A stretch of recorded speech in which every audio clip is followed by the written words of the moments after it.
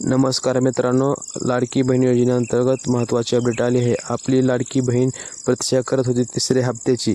आता लवकरच तिसरा हप्ता हा बहिणींच्या खात्यामध्ये जमा करण्यात येणार आहे। या संदर्भातील जी काही तारीख आहे ती आता फिक्स करण्यात आली आहे।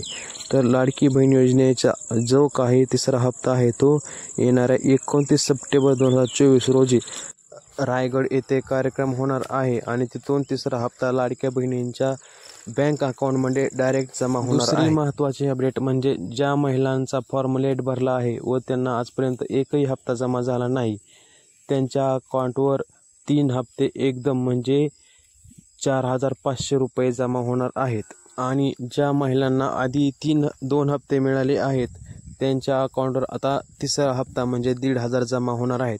याविषयी संपूर्ण माहिती महिला व बालविकास मंत्री आदिती तटकरे यांनी दिली आहे।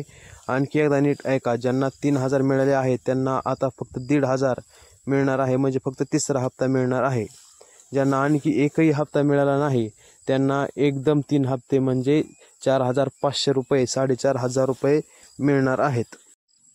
ज्यांनी लेट फॉर्म भरला होता त्यांच्या पडताळणीमुळे तिसरा हप्ता हा उशिरा सोडण्यात येणार आहे।